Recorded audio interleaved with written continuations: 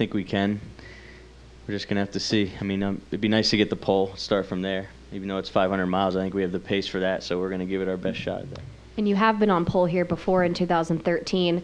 What do you remember from that experience, and what can you take over into qualifying tomorrow to try to repeat that? Yeah, I mean, qualifying is next, but, I think... Excuse me, next, yeah. Yeah, I think, I don't know. I mean, that was fun, but we were on to win the race, too, and we didn't do that, so that was a bummer. But unfortunately, that's all I remember from that weekend is coming up short for the win. But, yeah, we were dominant in practice and all that and on pole, but didn't get me the win, so be gunning for it this weekend. Your family obviously has a lot of history, not only at this track, but in the area. Do you have some early memories, maybe as a kid, coming here and things that you remember from being around the area?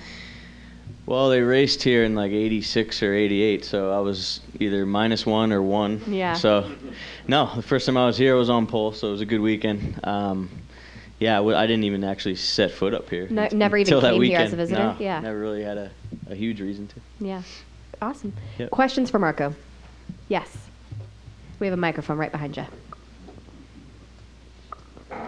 Tech Dan's ready, front stretch. All your teammates were up there in the top 7 in this practice. Does that give you any more assurance that the team is going to be strong in the race? Do you feel like you're going to have your teammates up front? Does that give you any more confidence yourself? It definitely does.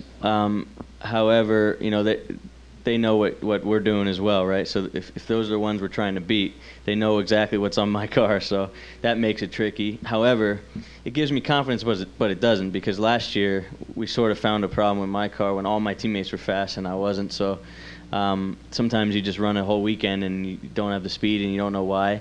The team was nice enough to let me run Fernando Alonso's car this weekend, so we found the speed that we didn't have at Indy as well. So so far so good. Wolfgang?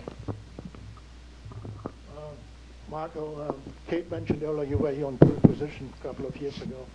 In principle, can you not make the same changes to the car for qualifying you did a couple of years ago? Maybe the car were also different. Well, yeah, I mean normally you can, but that was a totally different aero kit. So it's not. If it was that simple, everybody would just go to. The thing is, everybody's getting better as well. So we need to keep getting better, which I think we have. You don't want to go to a 2013 setup just frankly because it's 2017 and everybody's better. So there's some things you could take, but with the aero kit, it's pretty different. But you know in which area, on which way you have to work. I think so. I mean, the big thing about a quick weekend like this is rolling off strong, which we did. And because it's one practice and we're lining up to qualify, so that was my goal.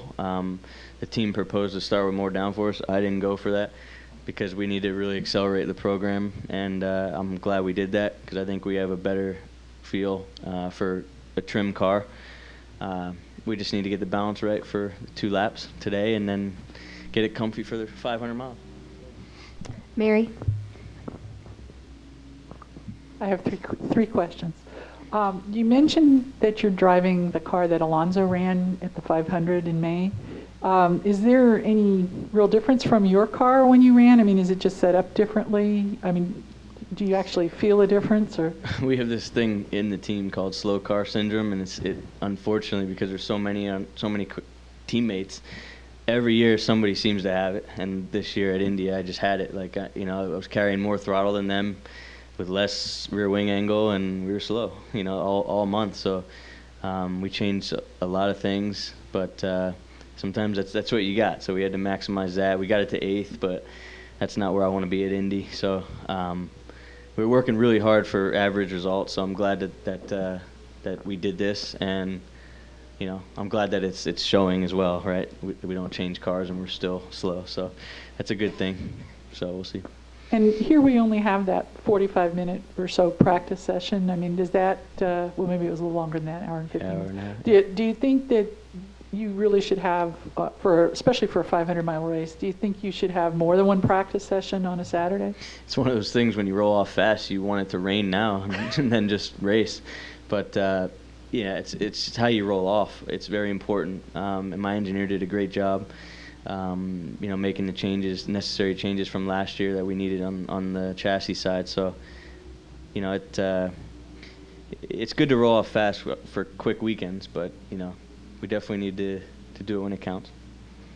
And I've heard it said that the Honda package seems to be best at the super speedways. So do you think that at a track like this, I mean, even last year, I think Power won, so that was a Chevy, but do you feel when you're out there, can you tell a difference? Do you feel like you have more power? Is it the engine or is it the wing package? What gives Honda an advantage like at the super speedways? Yeah, I mean, I think they're just doing a great job across the board. I think their engine's pretty stout for sure.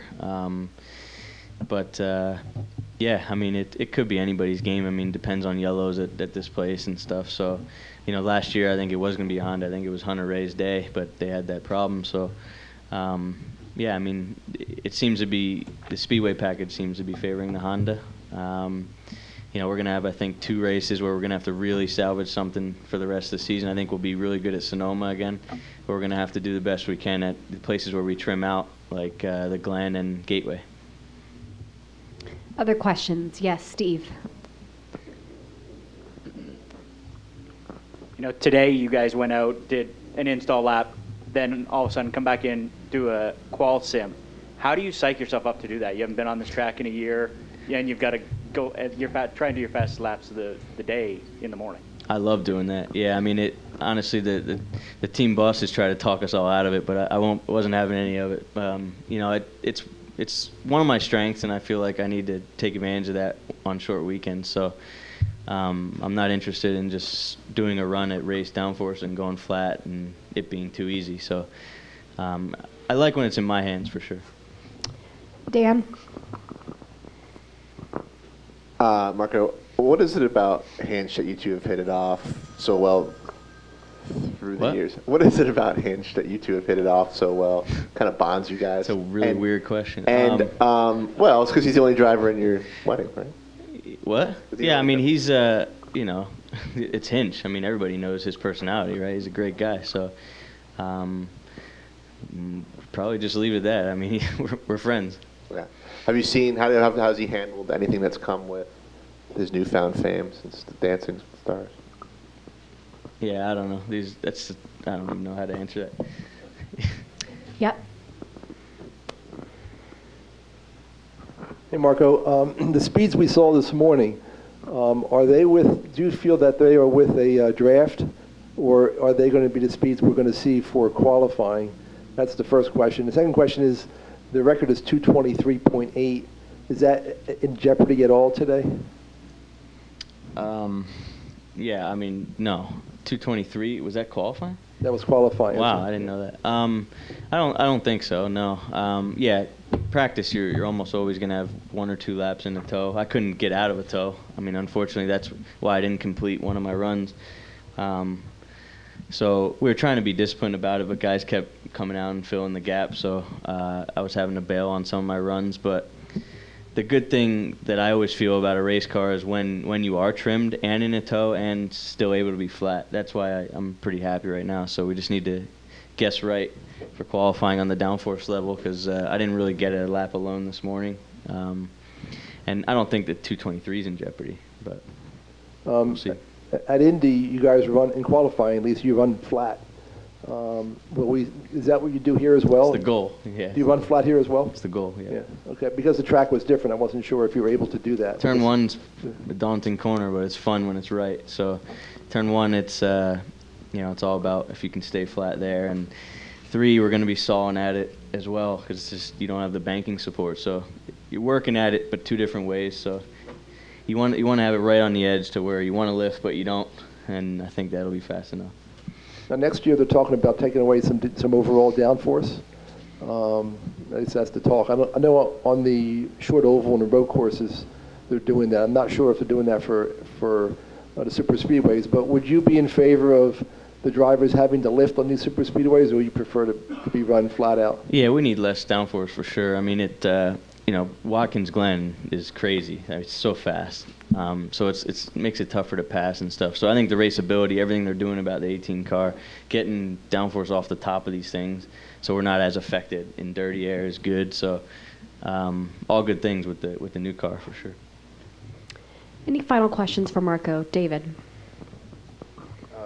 given the time of your run, does that actually help at Pocono or not? Because you're kind of, I think you and Ryan and Takuma are way down the order of when you're going to actually set your qualifying time. Does that actually help here or not?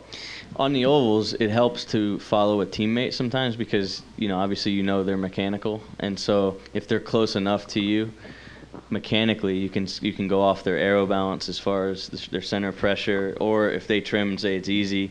Yeah, I mean, it's not fun to be Dixon today for sure because he'll have to sort of guess. Everybody's been in that position.